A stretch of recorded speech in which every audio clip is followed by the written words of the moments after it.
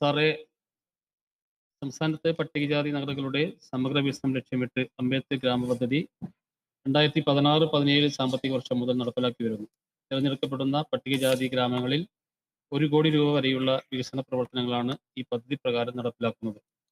16-17 സാമ്പത്തിക വർഷം മുതൽ 24-25 സാമ്പത്തിക വർഷം വരെ 800 ഗ്രാമങ്ങളെ ഈ പദ്ധതിയിലേക്ക് നമുക്ക് തിരഞ്ഞെടുത്തിട്ടുണ്ട്. 428 ഗ്രാമങ്ങളുടെ പദ്ധതികൾ പൂർത്തീകരിച്ചിട്ടുണ്ട്. 25-26 സാമ്പത്തിക വർഷത്തിൽ 73 ഗ്രാമങ്ങളെ കൂടി ഈ പദ്ധതിയിൽ നിലവിൽ ഉൾപ്പെടുത്തിയിട്ടുണ്ട്. കോർപ്പസ് ഫണ്ട് പദ്ധതികളിൽ ഉൾപ്പെടുത്തിയും ത്രിതല പഞ്ചായത്തുകളുടെ പട്ടികജാതി വിഹിതം ഉപയോഗിച്ചും പട്ടികജാതി ഗ്രാമങ്ങളിലെ വികസന പദ്ധതികൾ നടപ്പിലാക്കി വരുന്നു. ബി. അംബേദ്കർ ഗ്രാമ പദ്ധതിയുടെ നിലവിലെ മാനദണ്ഡപ്രകാരം സംസ്ഥാനത്തെ അസംബ്ലി നിയോജക മണ്ഡലങ്ങളിൽ ഭൂരിഭാഗം പട്ടികജാതി കുടുംബങ്ങൾ അധിവസിക്കുന്നതും കുറഞ്ഞത് 25 പട്ടികജാതി കുടുംബങ്ങളെങ്കിലും ഉള്ളതുമായ ഗ്രാമങ്ങളെ പദ്ധതിയിൽ ഉൾപ്പെടുത്താവുന്നതാണ്. കുടുംബങ്ങളുടെ എണ്ണം 25-ൽ കുറവുള്ള ഗ്രാമങ്ങൾ നഗറുകൾ ഉൾപ്പെടുത്തേണ്ടുന്ന സാഹചര്യത്തിൽ അതേ വാർഡിലെയോ തൊട്ടടുത്ത വാർഡിലെയോ ഭൂമിശാസ്ത്രപരമായി ചേർക്കാവുന്ന ഒരു നഗറിനെ കൂടി ഉൾപ്പെടുത്തി കുറഞ്ഞത് 25 കുടുംബങ്ങളുടെ ക്ലസ്റ്ററുകളായി പദ്ധതി നടപ്പിലാക്കാവുന്നതും പരമാവധി 1 കോടി രൂപയുടെ എസ്റ്റിമേറ്റ് തയ്യാറാക്കാവുന്നതുമാണ്. ഇത്തരത്തിൽ നിർദ്ദേശിക്കപ്പെടുന്ന നഗറുകളിലെ ഉപഭോക്താക്കളുടെ എണ്ണം 25-ൽ കുറവും ക്ലസ്റ്ററായി നടപ്പാക്കാനും കഴിയാത്ത സാഹചര്യമാണെങ്കിൽ ആനുപാതികമായി തുക കുറവ് ചെയ്ത് DPR തയ്യാറാക്കി പദ്ധതി നടപ്പിലാക്കേണ്ടതാണ്. ഇതിനായി കുടുംബങ്ങളുടെ എണ്ണം 20 മുതൽ 24 വരെയാണെങ്കിൽ 75 ലക്ഷം രൂപയും 15 മുതൽ 19 വരെയാണെങ്കിൽ 50 ലക്ഷം രൂപയും ചെലവഴിക്കാവുന്നതാണ്. ശുപാർശ ചെയ്യുന്ന നഗരങ്ങളിലെ പട്ടികജാതി കുടുംബങ്ങളുടെ എണ്ണം 15-ൽ താഴെയാണെങ്കിൽ അത്തരം നഗറുകളെ ക്ലസ്റ്ററിന്റെ ഭാഗമായി ഉൾപ്പെടുത്തി പദ്ധതി നടപ്പിലാക്കാൻ സാധിക്കും. സി. അംബേദ്കർ ഗ്രാമ വികസന പദ്ധതിയുടെ നിലവിലെ മാനദണ്ഡ പ്രകാരം ചുവടെ ചേർത്തിരിക്കുന്ന പ്രവൃത്തികൾ ഉൾപ്പെടുത്താം. ഗ്രാമങ്ങളിലെ റോഡ്, നടപ്പാത, കുടിവെള്ള വിതരണം, വീടുകളിലും ഗാർഹിക കണക്ഷൻ ലഭ്യമാക്കി കുടിവെള്ള വിതരണം ഉറപ്പാക്കേണ്ടതാണ്. അതേസമയം ജലജീവൻ മിഷൻ ഉള്ള കാര്യങ്ങൾ നമുക്കിതിൽ ഉൾപ്പെടുത്താൻ സാധിക്കില്ല. തെരുവിളക്ക് സ്ഥാപിക്കല്, ഇന്റർനെറ്റ് കണക്ടിവിറ്റി സൗകര്യങ്ങൾ, കമ്മ്യൂണിറ്റി ഹാള്, ലൈബ്രറി, ഗ്രാമത്തിലെ ഖരദ്രവ മാലിന്യ സംസ്കരണ സംവിധാനം, ഭവന പുനരുദ്ധാരണം, ടോയ്ലറ്റ് നിർമ്മാണം, വിജ്ഞാനവാടി നിർമ്മാണം, മെയിൻ്റനൻസ്, ഗ്രാമത്തിനുള്ളിലെ പൊതു ആസ്തികളുടെ മെയിൻ്റനൻസ്, പൊതുവായ സൗകര്യങ്ങൾ മെച്ചപ്പെടുത്തൽ, കളിസ്ഥലം, കാവ്, കുളം ഉൾപ്പെടെയുള്ള കാര്യങ്ങൾ നമുക്കിതിൽ ഉൾപ്പെടുത്തി ചെയ്യാവുന്നതാണ്. അതോടൊപ്പം തന്നെ ഈ മണ്ണിടിച്ചിൽ ഭീഷണി നേരിടുന്ന നഗരങ്ങളിലെ സംരക്ഷണ ഭിത്തി നിർമ്മാണം, കിണർ നവീകരണം, ഭവന വൈദ്യുതീകരണം, സാംസ്കാരിക നിലയം, വായനശാല എന്നിവയുടെ നിർമ്മാണ പ്രവൃത്തികളും പ്രസ്തുത പദ്ധതിയിൽ ഏറ്റെടുത്ത് നടത്താവുന്നതാണ്. ശ്രീമതി ശാന്തകുമാരി കെ. സർ, ഇക്കഴിഞ്ഞ ഓഗസ്റ്റ് മാസം 29-30 തീയതികളായി ഒറീസയിലെ ഭുവനേശ്വറിൽ വെച്ച് നടന്ന SC/ST ക്ഷേമം സംബന്ധിച്ച നിയമസഭാ സമിതി ചെയർപേഴ്സൺ അംഗങ്ങളുടെ ദേശീയ കോൺഫറൻസിൽ വളരെ അഭിമാനത്തോടുകൂടി കേരളത്തിന് വേണ്ടി ഞങ്ങൾ അവതരിപ്പിക്കപ്പെട്ടത് കേരളത്തിലെ SC/ST മേഖല നടത്തിക്കൊണ്ടിരിക്കുന്ന വികസന പ്രവർത്തനങ്ങളെ സംബന്ധിച്ചാണ്. അതിൽ വിങ്സ്, അതുപോലെ തന്നെ നമ്മുടെ അംബേദ്കർ ഗ്രാമ പദ്ധതി, ലൈഫ് മിഷൻ, പട്ടയ മിഷൻ, അതുപോലെ ട്രേസ് തുടങ്ങിയിട്ടുള്ള പദ്ധതികൾ വളരെ കയ്യടിയോടെയാണ് ദേശീയ തലത്തിൽ തന്നെ അംഗീകരിച്ചിട്ടുള്ളത്. ഗവൺമെന്റിന്റെ വളരെയേറെ അഭിനന്ദിക്കുന്നു. ഒപ്പം ഇവിടെ പറഞ്ഞതുപോലെ അംബേദ്കർ ഗ്രാമ പദ്ധതികളിൽ ഏറ്റവും പ്രധാനപ്പെട്ട ഒരു പദ്ധതിയാണ്. ഇവിടെ ഏറ്റവും പുതുക്കിയ മാനദണ്ഡം അനുസരിച്ചുകൊണ്ട് മിനിസ്റ്റർ ഇവിടെ സൂചിപ്പിച്ചു 15 വീടുകളെങ്കിലും. എന്നാൽ അതാ കഴിഞ്ഞു. പല ജില്ലകളിലും സാർ 5 കുടുംബങ്ങൾ ഒരുമിച്ച് താമസിക്കുന്ന അതിന് ഹാബിറ്റാറ്റ് ആക്കി അവർക്ക് പ്രത്യേകമായിട്ടുള്ള എന്ത് പദ്ധതികളാണ് ചെയ്യാൻ ഉദ്ദേശിക്കുന്നത്? സാർ, നമ്മൾ 5 കുടുംബങ്ങൾ മാത്രമുള്ളതിനെ ഹാബിറ്റാറ്റ് ആക്കിയാണ് നമ്മൾ പരിഗണിച്ചിട്ടുള്ളത്. അതിന് പുറമെ വരുന്ന ഇത്തരം നഗരങ്ങളിലെ വിഷയങ്ങൾ പരിഹരിക്കുന്നതിന് വേണ്ടിയിട്ട് ഒരു പുതിയ പദ്ധതി കൂടി നമ്മൾ ആവിഷ്കരിച്ചിട്ടുണ്ട് സാർ. ഇതേ മാനദണ്ഡത്തിന്റെ അടിസ്ഥാനത്തിലുള്ള അതിൻ്റെ ക്രൈറ്റീരിയ നടപടികൾ പൂർത്തീകരിച്ച് ജില്ലാതലത്തിൽ തന്നെ ആ പദ്ധതി നടപ്പാക്കാൻ ആവശ്യമായിട്ടുള്ള നടപടി ഇപ്പം നിലവിൽ സ്വീകരിച്ചു വരുന്നുണ്ട്. സാർ, ഈ ഗ്രാമവികസന പദ്ധതി അതിന്റെ പുരോഗതി വളരെ ആശങ്കയിലാണ്. സാർ തന്നെ അവതരിപ്പിച്ചു. അപ്പോൾ അതിന്റെ പുരോഗതി ഒന്നുകൂടി ഇംപ്ലിമെന്റേഷൻ ഉൾപ്പെടെ ശക്തമാക്കുന്നതിന് വേണ്ടിയിട്ട് സ്വീകരിച്ച നടപടി എന്താണെന്ന് വിശദീകരിക്കാം. സാർ, നമ്മൾ അംബേദ്കർ ഭവന പദ്ധതി നേരെ ആദ്യം പറഞ്ഞു. ഞാൻ ഇപ്പോൾ ഏകദേശം 50% പദ്ധതികൾ നമുക്ക് അനുവദിച്ചതിൽ പൂർത്തീകരിക്കാൻ വേണ്ടി സാധിച്ചിട്ടുണ്ട്. അത്തരം കാര്യങ്ങൾ വേഗത്തിലാക്കുന്നതിന് വേണ്ടിയിട്ട് നമ്മളിതിൻ്റെ സാങ്കേതിക അനുമതി അതുപോലെ തന്നെ ഭരണാനുമതി കൊടുക്കാനുള്ള കാര്യങ്ങളൊക്കെ തന്നെ നമ്മൾ ജില്ലാതലത്തിൽ കൊടുക്കാനുള്ള നടപടിയാണ് നമ്മളിപ്പോൾ സ്വീകരിച്ചിട്ടുള്ളത്. അത് ജില്ലാ കളക്ടറും ജില്ലയിലെ SC ഓഫീസർ കൺവീനറുമായിക്കൊണ്ടുള്ള ഒരു കമ്മിറ്റി നമ്മൾ ജില്ലാ തലത്തിലേക്ക് കൊണ്ടുവന്ന് അംഗീകാരം കൊടുത്തിട്ടുണ്ട്. രണ്ടാമതായി നമ്മൾ അതിനുവേണ്ടി തന്നെ ഒരു മോണിറ്ററിംഗ് കമ്മിറ്റി രൂപീകരിച്ചിട്ടുണ്ട്. പിന്നെ MLA തന്നെ അതിൻ്റെ ചെയർമാൻമാരായിക്കൊണ്ടുള്ള മണ്ഡല തലത്തിലുള്ള കമ്മിറ്റികൾ നിലവിലുണ്ട്. അത്തരം കമ്മിറ്റികളൊക്കെ ഫലപ്രദമായി ഉപയോഗപ്പെടുത്തിക്കൊണ്ട് നമുക്ക് ഈ കാര്യങ്ങൾ വേഗത്തിലാക്കാനും കൃത്യമായിട്ടുള്ള ഇടപെടലും നമുക്കതിൽ നടത്താൻ വേണ്ടി സാധിക്കും. അതിനുള്ള കാര്യങ്ങളാണ് ക്രമീകരിച്ചിട്ടുള്ളത്. ശ്രീ M. മുകേഷ്. സർ, അംബേദ്കർ ഗ്രാമവികസന പദ്ധതിയിൽ ഗുണഭോക്താക്കൾക്ക് വീട് നവീകരണം, ഇലക്ട്രിഫിക്കേഷൻ, ശുചിമുറി നിർമ്മാണം തുടങ്ങിയ വ്യക്തിഗത പ്രവർത്തികൾ ഏറ്റെടുത്ത് നടപ്പിലാക്കാൻ കഴിയുമോ? Yes minister. സാർ, നമ്മൾ ഇപ്പോൾ ഈ പദ്ധതി നമ്മൾ ഏൽപ്പിച്ചിരിക്കുന്നത് പുതിയ ഉത്തരവനുസരിച്ച് ലോക്കൽ ബോഡീസിനെയും അതേപോലെ തന്നെ ഗവൺമെൻറ് അംഗീകൃത അക്രഡിറ്റ് ഏജൻസിനെയാണ് നമ്മളിപ്പോൾ ചുമതലപ്പെടുത്തിയിട്ടുള്ളത്. അതേസമയം തന്നെ ഇവിടെ ചോദിച്ചത് പ്രകാരം ഇങ്ങനെയുള്ള കാര്യങ്ങൾക്ക് നമുക്ക് നേരിട്ട് ഗുണഭോക്താക്കൾക്ക് എടുക്കാൻ ആവശ്യമായിട്ട് പ്രൊവിഷൻ നമ്മൾ ഉത്തരവിൽ കൊടുത്തിട്ടുണ്ട്. ഈ ഏറ്റെടുക്കുന്ന അക്രഡിറ്റ് ഏജൻസിയുമായിട്ട് ഒരു എഗ്രിമെൻറ്റിൽ ഏർപ്പെട്ടുകൊണ്ട് അത്തരം പ്രവർത്തികൾ നമ്മുടെ ഈ ബെനിഫിഷ്യറിക്ക് നേരിട്ട് തന്നെ എടുക്കാനുള്ള തീരുമാനമുണ്ട് sir. Shri MS. Arunkumar. Sir, Ambedkar ഗ്രാമം പദ്ധതിക്ക് ഭരണാനുമതി നൽകുന്നതിന് ജില്ലാ തലത്തിൽ ടെക്നിക്കൽ കമ്മിറ്റി രൂപീകരിച്ചിട്ടുണ്ടോ? രൂപീകരിച്ചിട്ടുണ്ടെങ്കിൽ അതിന്റെ ഘടന വിശദീകരിക്കാം. Yes minister. സാർ, തൊട്ടുമുമ്പ് സൂചിപ്പിച്ചു സാർ, അതിന് വേണ്ടിയിട്ട് നമ്മൾ അംബേദ്കർ ഗ്രാമം പദ്ധതിക്ക് വകുപ്പ് തലത്തിൽ ഭരണാനുമതി നൽകുമ്പോഴുണ്ടാകുന്ന ഒരു കാലതാമസം ഒഴിവാക്കുന്നതിന് വേണ്ടിയിട്ട് പദ്ധതിയുടെ DPR ജില്ലാ തലത്തിൽ സാങ്കേതിക പരിശോധന നടത്തി അംഗീകാരം നൽകുന്നതിന് ശുപാർശ ചെയ്യുന്നതിനായി ജില്ലാ പട്ടികജാതി വികസന ഓഫീസർ കൺവീനറായും ജില്ലാ പഞ്ചായത്ത് എക്സിക്യൂട്ടീവ് എഞ്ചിനീയർ, ജില്ലാ കളക്ടർ ശുപാർശ ചെയ്യുന്ന പ്രാദേശിക പദ്ധതി നിർവഹണത്തിൽ പരിചയമുള്ള അസിസ്റ്റന്റ് എക്സിക്യൂട്ടീവ് എഞ്ചിനീയർ, തഹസീൽ കുറയാത്ത ഒരു വിരമിച്ച ഉദ്യോഗസ്ഥർ എന്നിവരെ ഉൾപ്പെടുത്തി ജില്ലാ തലത്തിൽ നിലവിലൊരു ടെക്നിക്കൽ കമ്മിറ്റി നമ്മൾ രൂപീകരിച്ച് നിലവിൽ വന്നിട്ടുണ്ട്. Shri KJ maxi. Sir, Ambedkar ഗ്രാമവികസന പദ്ധതികൾ അംഗീകൃത ഏജൻസിക്ക് പുറമെ തദ്ദേശ സ്വയംഭരണ സ്ഥാപനങ്ങൾക്ക് ഏറ്റെടുത്ത് നടപ്പിലാക്കാൻ കഴിയുമോ? Yes minister.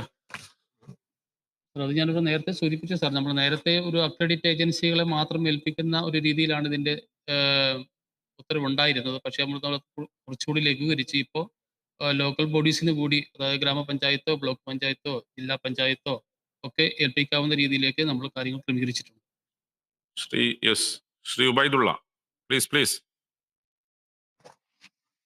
SC പ്രൊമോട്ടർമാരുടെയും ക്ലറിക്കൽ അസിസ്റ്റന്റ്മാരുടെയും ഓണറേറിയം ഏകദേശം 8 വർഷം മുമ്പ് വർദ്ധിപ്പിച്ചാണ് സർ. പ്രൊമോട്ടർമാർക്ക് 2017 7,500 രൂപയാണ് ഓണറേറിയം ഉണ്ടായിരുന്നത്. അത് ഇപ്പോൾ 10,000 രൂപയായിട്ട് വർദ്ധിപ്പിച്ചു. 2017 8 വർഷമായി. അത് ഏകദേശം 8 വർഷത്തോളമായി നമ്മളെ ഈ ക്ലറിക്കൽ അസിസ്റ്റന്റുമാരുടെയും ഓണറേറിയം ഇതേ രീതി തുടരുകയാണ് സർ. വലിയ രീതിയിൽ സേവനമാണ് അവർ ചെയ്തുകൊണ്ടിരിക്കുന്നത്. ഇതിനിടയ്ക്ക് എത്രയോ തവണ ബസ് ചാർജ് കൂടി അവരുടെ ജീവിതത്തിൽ വർദ്ധിച്ചു. അതിനനുസരിച്ച് ഓണറേറിയത്തിൽ മാറ്റമില്ലായിരുന്നു. അതുകൊണ്ട് പ്രൊമോട്ടർമാരുടെയും ക്ലറിക്കൽ അസിസ്റ്റന്റുമാരുടെയും ഓണറേറിയം വർദ്ധിപ്പിക്കാൻ നടപടി സ്വീകരിക്കുമോ എന്നാണ് ഓണറേറിയം വർദ്ധിപ്പിക്കുമോ സാർ? ആ കാര്യങ്ങൾ വകുപ്പ് പരിശോധിച്ച് വരുന്നുണ്ട്. അതേസമയം ഈ പ്രൊമോട്ടർമാരതാണ് ഇപ്പം നിലവിൽ പരിശോധിച്ചു കൊണ്ടിരിക്കുന്നത്, അത് വർദ്ധിപ്പിക്കുന്ന കാര്യം. Shri ET Tyson master. Ambedkar ഗ്രാമ പദ്ധതി ഉന്നതികളിൽ നടപ്പിലാക്കുമ്പോൾ അല്ല, അത് പരിശോധിച്ചുകൊണ്ടിരിക്കുകയാണെന്ന്. പ്രൊമോട്ടർമാരുടെ, ക്ലറിക്കൽ അസിസ്റ്റന്റുമാരുടെ അല്ല, പ്രൊമോട്ടർമാരുടെ. സർ, അംബേദ്കർ ഗ്രാമ പദ്ധതി ഉന്നതികളിൽ നടപ്പിലാക്കുമ്പോൾ മിക്കവാറും എല്ലാ പദ്ധതികൾക്കും വീട് റിപ്പയറുടെ ഏറ്റെടുക്കാനുള്ള വ്യവസ്ഥയുണ്ട്. എന്നാൽ പുതിയ വീട് നിർമ്മിക്കാനുള്ള വ്യവസ്ഥ, നിയമം അതിലില്ല. അതുകൊണ്ട് തന്നെ ചുരുക്കം ചില വീടുകളിൽ ഇത്തരം അംബേദ്കർ കോളനി ആയി ബന്ധപ്പെട്ടിട്ടുള്ള പരിപാടികൾ ഏറ്റെടുക്കുമ്പോൾ വലിയ ആവശ്യമായിട്ട് വരികയാണ്. അങ്ങനെ വീടുകൾ കൂടി ഏറ്റെടുക്കാനുള്ള ഒരു സ്കീം ഇതിന്റെ ഭാഗമായിട്ട് ആക്കാൻ കഴിയുമോ, അതൊന്ന് പരിശോധിച്ചിട്ടുണ്ടോ എന്ന് അറിയാൻ. ബഹുമാനപ്പെട്ട മിനിസ്റ്റർ. സാർ, നമ്മളെ കേരള ഗവൺമെന്റ് ഇപ്പോൾ പൊതുവെ ഭവന നിർമ്മാണ ലൈഫ് ഭവന പദ്ധതി എന്ന ഒറ്റ പേരിലാണ് സാർ സംസ്ഥാനത്താകെ നടപ്പാക്കിക്കൊണ്ടിരിക്കുന്നത്. ജനറലും SCയും STയും എല്ലാവർക്കും ആ ഒരു രീതിയിലാണ് നടപ്പാക്കുന്നത്. സെപ്പറേറ്റ് നമ്മൾ അംബേദ്കർ ഭവന പദ്ധതിയിൽ നമ്മൾ വീട് നമ്മൾ അനുവദിക്കുന്നില്ല. അതേസമയത്ത് നമ്മൾ പുനരധിവാസ പദ്ധതിയുമായി ബന്ധപ്പെട്ടുകൊണ്ട്, അതായത് കുറേ നഗറുകളെ അല്ലെങ്കിൽ നഗറുകളിലെ കുടുംബങ്ങളെ പ്രത്യേകമായിട്ട് ഒരു സ്ഥലത്തേക്ക് മാറ്റി പാർപ്പിക്കുമ്പോൾ അത്തരം കുടുംബങ്ങൾക്ക് നമുക്ക് വീട് അനുവദിക്കാൻ വേണ്ടിയിട്ടുള്ള നടപടി നമ്മൾ സ്വീകരിച്ചു വരുന്നുണ്ട്. Yes. Shri Anoop Jacob. Sir, അങ്ങിവിടെ സൂചിപ്പിച്ച് എസ് സി ഭവനങ്ങളുടെ എണ്ണം തേക്കാൻ ക്ലസ്റ്റർ രൂപീകരിക്കാമെന്ന് അങ്ങ് സൂചിപ്പിച്ചു. അതായത് 25 ഭവനങ്ങളുടെ എണ്ണം കണക്കാക്കാൻ വേണ്ടി. അങ്ങനെ വരുമ്പോൾ 2ഓ 3ഓ കോളനികൾ ഉൾപ്പെടുത്തുമ്പോഴായിരിക്കാം ഇതിന് എണ്ണം വരുന്നത്. അപ്പോൾ ഈ തുക അപര്യാപ്തമായി വരുന്ന സാഹചര്യമുണ്ട്. സർ, എന്നാൽ അനിവാര്യമായ നവീകരിക്കേണ്ട ആവശ്യമായ പട്ടികജാതി ഭവനങ്ങളുള്ള കോളനികൾക്ക് തുക കുറച്ചാണെങ്കിൽ പോലും ഒരു മോണിറ്ററിംഗ് കമ്മിറ്റി അംഗീകരിച്ചാൽ അത്തരത്തിലുള്ള കോളനികൾ കൂടി ഈ പദ്ധതിയിലേക്ക് ഉൾപ്പെടുത്തുന്ന നിലയിൽ ഈ പദ്ധതിയെ ഒന്ന് വിഭാവനം ചെയ്യാൻ ഗവൺമെന്റ് തയ്യാറാവുമോ എന്നുള്ളത്. ബഹുമാനപ്പെട്ട മിനിസ്റ്റർ. സാർ, ഞാൻ പറഞ്ഞു സാർ, നമ്മളിപ്പോ നേരത്തെ ഈ പറഞ്ഞ 25 ഫാമിലിനെ ഉൾപ്പെടുത്തി മാത്രമാണ് നമ്മളത് നിഷ്കർഷിച്ചിരുന്നത്. പക്ഷെ അതിനെ നമ്മൾ കുറച്ചുകൂടി ലഘൂകരിച്ചാണ് ഇപ്പോൾ നമ്മൾ 15 വരെ പിന്നെ കൊണ്ടുവന്നിട്ടുള്ളത്. പിന്നെ അതിലും താഴെയാണെങ്കിൽ തൊട്ടടുത്തുള്ള നമ്മുടെ ഇത്തരം നഗരങ്ങളെ കൂട്ടിച്ചേർത്ത് ക്ലസ്റ്റർ ആയിട്ടും നമുക്ക് ഈ പദ്ധതി നമുക്ക് കൊണ്ടുവരാം. അതിനും പുറമെ ആണെങ്കിലാണ് ഞാൻ നേരത്തെ സൂചിപ്പിച്ചതുപോലെ ഒരു സെപ്പറേറ്റ് ഒരു പദ്ധതി കൂടി നമ്മൾ കൊണ്ടുവന്നിട്ടുണ്ട്. ഇത്തരം നഗരങ്ങളിലെ ഫാമിലി വളരെ കുറവാണെങ്കിൽ 10-ൽ താഴെയൊക്കെ ആണെങ്കിൽ പ്രത്യേകമായിട്ടുള്ള ഈ അടിസ്ഥാന സൗകര്യത്തിന്റെ ഗ്യാപ്പ് പരിഹരിക്കുന്നതിന് വേണ്ടിയിട്ട് ഒരു പുതിയ പദ്ധതി കൂടി നമ്മൾ ഉൾപ്പെടുത്തി കൊണ്ടുവന്നിട്ടുണ്ട്. അത്തരം പദ്ധതിയിലേക്ക് നമുക്ക് അവരെ കൂടി ഉൾപ്പെടുത്തി നമുക്ക് പദ്ധതി നടപ്പാക്കാവുന്നതാണ്. യെസ്. ശ്രീ മുരളി പെരുന്നല്ലി. അഭ്യസ്തവിദ്യരെ കണ്ടു മരിക്കണം എന്നുള്ള സ്വപ്നം കണ്ട മഹാനായ അയ്യങ്കാളിയുടെ ആ സ്വപ്നം യാഥാർത്ഥ്യമാക്കിക്കൊണ്ട് പട്ടികജാതി സമൂഹത്തെ ഉന്നതിയിലേക്ക് ഉയർത്തുന്ന ഈ സർക്കാരിൻ്റെ ഭാഗമായി വിവിധ മണ്ഡലങ്ങളിൽ നടപ്പാക്കിക്കൊണ്ടിരിക്കുന്ന അംബേദ്കർ ഗ്രാമ പദ്ധതിയുടെ വിശദാംശങ്ങൾ ബഹുമാനപ്പെട്ട മിനിസ്റ്റർ സൂചിപ്പിക്കുകയുണ്ടായി. അതിൽ ഓരോ ഐറ്റം തിരിച്ചു വരുമ്പോൾ അത് ആ ഓരോ ഐറ്റത്തിനും മതിയാകുന്ന തുക ഇല്ല എന്നുള്ള ഒരു യാഥാർത്ഥ്യം മുന്നിലുണ്ട്. പ്രത്യേകിച്ച് വീടുകളുടെ അറ്റകുറ്റപ്പണി എന്ന് പറയുന്നതിൽ അനുവദിക്കപ്പെടുന്ന തുക പോരാതെ വരുന്നൊരു പ്രശ്നം ഉണ്ടാകുന്നു എന്നുള്ള സ്ഥിതിവിശേഷമുണ്ട്. ആ നിലയിലേക്ക് ഇതിന്റെ സംഖ്യ ഈ മാറിയ സാഹചര്യത്തിൽ വർദ്ധിപ്പിക്കുന്ന ആവശ്യമായ നടപടി എടുക്കും. യെസ് മിനിസ്റ്റർ, സംഖ്യ വർദ്ധിപ്പിക്കുമോ? ഈ വീട് മെയിൻ്റെനൻസിന് നമ്മളിപ്പോ SC വിഭാഗത്തിന് മാക്സിമം 2 ലക്ഷം രൂപ വരെയും ST വിഭാഗത്തിന് നമ്മൾ 2.5 ലക്ഷം രൂപ വരെയാണ് സാർ ഇപ്പോൾ നിലവിൽ നമ്മൾ അനുവദിച്ചു കൊണ്ടിരിക്കുന്നത്. ആ കാര്യങ്ങൾ ബഹുമാനപ്പെട്ട MLA ഇവിടെ ശ്രദ്ധപ്പെടുത്തിയതിന്റെ അടിസ്ഥാനത്തിൽ പരിശോധിക്കാം sir. Yes. Shri Eldhose P Kunnappilly. Sir, ഈ പട്ടികജാതി പട്ടികവർഗ വിഭാഗത്തിൽപ്പെട്ട ആളുകൾ ഏറ്റവും കൂടുതൽ അഭിമുഖീകരിക്കുന്ന അവരുടെ ചികിത്സയുമായി ബന്ധപ്പെട്ട പ്രശ്നങ്ങളാണ്. സർക്കാർ ആശുപത്രി സൗജന്യമാണ്. സ്വകാര്യ ആശുപത്രിയിൽ പോയി ചികിത്സിച്ചാൽ പോലും അവർക്കത് പൈസ സൗജന്യമായി കൊടുക്കുന്ന നടപടികൾ ഉണ്ടാകുമോ? കേട്ടോ, സ്വകാര്യ ആശുപത്രിയിൽ ചികിത്സക്ക് പോയ സ്വകാര്യ ആശുപത്രിയിൽ പോലും സൗജന്യമായി ചികിത്സ കൊടുക്കുന്ന നടപടികൾ പട്ടികജാതി പട്ടികവർഗ വിഭാഗത്തിനുണ്ടാകുമോ? സാർ, നമ്മളിപ്പോ വകുപ്പിന്റെ തന്നെ ഒരു പ്രത്യേക ചികിത്സാ ധനസഹായ പദ്ധതി ഇപ്പൊ നമ്മൾ ഗവൺമെന്റ് നടപ്പാക്കിക്കൊണ്ടിരിക്കുന്നുണ്ട്. അതുപ്രകാരം നമ്മൾ മുഖ്യമന്ത്രിയുടെ ദുരിതാശ്വാസ പദ്ധതിയും ഇപ്പോൾ ഗവൺമെന്റ് നടപ്പാക്കിക്കൊണ്ടിരിക്കുന്നുണ്ട്. ഈ പദ്ധതിയിലും രണ്ടിലും നമുക്ക് SC ST-ക്കാർക്ക് അപേക്ഷിക്കാൻ സാധിക്കും. അത്തരം കാര്യങ്ങൾ അപേക്ഷിക്കുമ്പോൾ ഈ പറഞ്ഞ പോലെ ഈ ചികിത്സയുടെ ഡോക്യുമെന്റ്സ്, ഡോക്ടറുടെ സർട്ടിഫിക്കറ്റും മറ്റു കാര്യങ്ങളും ലഭ്യമാക്കുന്ന മുറയ്ക്ക് നമുക്ക് അനുവദിക്കാവുന്നതാണ്. സ്വകാര്യ ആശുപത്രി കൊടുക്കും. സ്വകാര്യ ആശുപത്രിയിലല്ല സാർ, നമ്മൾ ഗവൺമെന്റ് സ്വകാര്യ ആശുപത്രി ഇല്ല. ശ്രീ KV സുമേഷ്.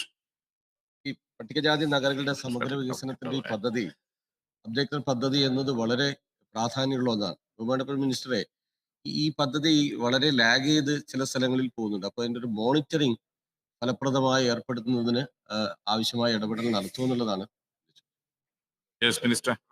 അത്തരം കാര്യങ്ങൾ ശ്രദ്ധപ്പെട്ടിട്ടുണ്ട്. അതിന്റെ അടിസ്ഥാനത്തിൽ നമ്മൾ ജില്ലാതലത്തിലുള്ള ഒരു അവലോകന മീറ്റിംഗ് നേരത്തെ നമ്മൾ നടത്തിയിരുന്നു. അതിനുശേഷം നമുക്ക് പുരോഗതി കുറച്ച് കൈവരിക്കാൻ വേണ്ടി സാധിച്ചു. എങ്കിലും നമ്മൾ പ്രതീക്ഷിക്കുന്ന അത്ര രീതിയിലുള്ള ഒരു പുരോഗതി കൈവരിക്കാൻ വേണ്ടി സാധിച്ചിട്ടില്ല. എങ്കിലും MLA-മാര് ആവശ്യപ്പെടുന്ന മുറയ്ക്ക് അതാത് മണ്ഡലത്തിന്റെ റിവ്യൂ മീറ്റിംഗ് മന്ത്രിയുടെ സാന്നിധ്യത്തിൽ തന്നെ നമ്മൾ വീണ്ടും വിളിച്ചു ചേർത്ത് ആവശ്യമായിട്ടുള്ള നിർദ്ദേശങ്ങൾ കൊടുത്ത് ശക്തിപ്പെടുത്തുന്ന രീതി ഇപ്പോൾ അവലംബിച്ച് വരുന്നുണ്ട്. അതോടൊപ്പം തന്നെ ഞാൻ നേരത്തെ സൂചിപ്പിച്ചതുപോലെ അതാത് മണ്ഡലത്തിലെ MLA-മാർക്ക് നമ്മുടെ മണ്ഡലതലത്തിലുള്ള മോണിറ്ററിംഗ് കമ്മിറ്റി ഉണ്ട്. അവിടെയും ഇത്തരം യോഗങ്ങൾ വിളിച്ച് കാര്യങ്ങൾ നമുക്ക് റിവ്യൂ ചെയ്യാവുന്നതാണ് സാർ.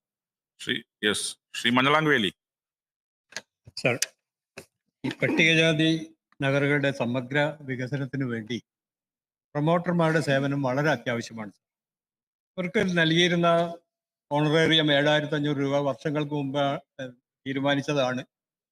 അത് പുതുക്കാനുള്ള ആലോചന ഉണ്ടെന്ന് ബഹുമാനപ്പെട്ട മന്ത്രി പറഞ്ഞു. ഈ സർക്കാരിന്റെ കാലാവധി തീരാൻ സാർ ഇനി 5-6 മാസമുള്ളൂ. ഇതിന് മുമ്പേ അത് തീരുമാനിക്കുമോ അതോ അത് അനിശ്ചിതമായി ഇങ്ങനെ നീണ്ടുപോകും? നേരത്തെ പറഞ്ഞു ഞാൻ. അപ്പൊ അതിന്റെ ഞാൻ പിന്നെ കാര്യമായിട്ട് പറഞ്ഞത് തന്നെയാണ്.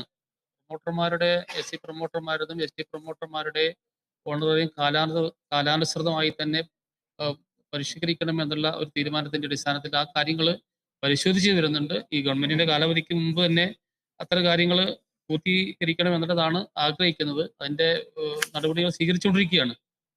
യെസ്.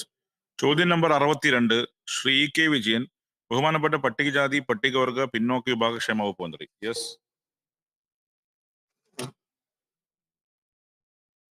സാർ, നമ്മുടെ പട്ടികവർഗ വകുപ്പ് രൂപീകരിച്ചിട്ട് 50 വർഷം പിന്നിടുകയാണ് സാർ.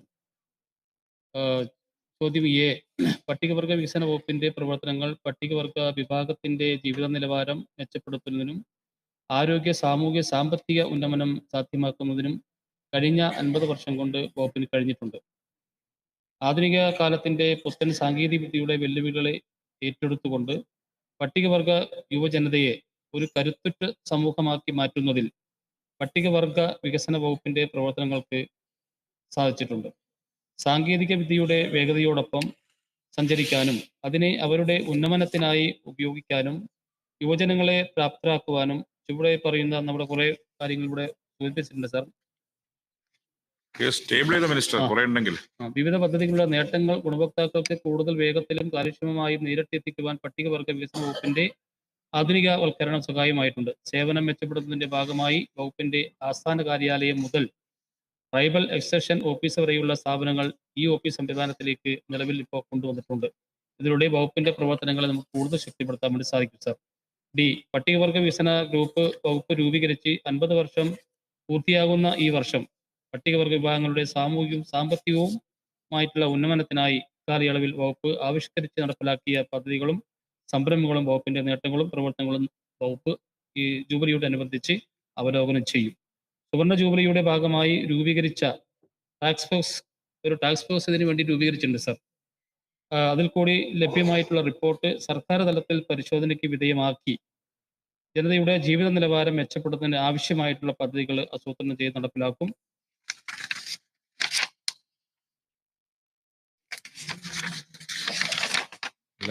ടേബിൾ ചെയ്തോ? Yes sir. Thank you. Shri K Vijayan. ബഹുമാനപ്പെട്ട മന്ത്രി ഇവിടെ സൂചിപ്പിക്കുകയുണ്ടായി പട്ടികവർഗ വികസന വകുപ്പിന്റെ ജൂബിലി വർഷമാണ് ഇത് എന്ന്. ഈ ജൂബിലി വർഷത്തിൽ സാമൂഹ്യ പഠന മുറികൾക്ക് പുറമെ വിദ്യാർത്ഥികൾക്ക് വീട്ടിൽ തന്നെ മെച്ചപ്പെട്ട പഠനാന്തരീക്ഷം ഉറപ്പാക്കുന്നതിനായി പ്രഖ്യാപിച്ച സ്മാർട്ട് പഠന മുറികളിൽ എന്തെല്ലാം സൗകര്യങ്ങളാണ് വിഭാവനം ചെയ്തിരിക്കുന്നത്? പ്രതിവർഷം എത്ര വിദ്യാർത്ഥികൾക്ക് ഇതിന്റെ ഗുണം ലഭിക്കും? സാർ, നമ്മളതിന് ഇപ്പൊ പുതിയ നേരത്തെ പഠനമുറി നമ്മൾ സാധാരണഗതിയിലുള്ള പഠനമുറിയാണ് നമ്മൾ നടപ്പാക്കിക്കൊണ്ടിരുന്നത്. പക്ഷെ ജൂബിലിയോടനുബന്ധിച്ച് നമ്മൾ കുറച്ചുകൂടി മെച്ചപ്പെട്ട രീതിയിൽ ഈ പഠനമുറി കൊടുക്കുന്നതിന് വേണ്ടിയിട്ടൊരു നടപടിയാണ് നമ്മൾ സ്വീകരിച്ചിട്ടുള്ളത്. ഇന്റർനെറ്റ് കണക്ഷൻ ഉൾപ്പെടെ സൗകര്യം ഏർപ്പെടുത്തിക്കൊണ്ടുള്ള വീടുകളിലെ പഠനമുറിയാണ് ഇപ്പോൾ പദ്ധതി കൂടി നടപ്പാക്കാൻ ഉദ്ദേശിക്കുന്നത്.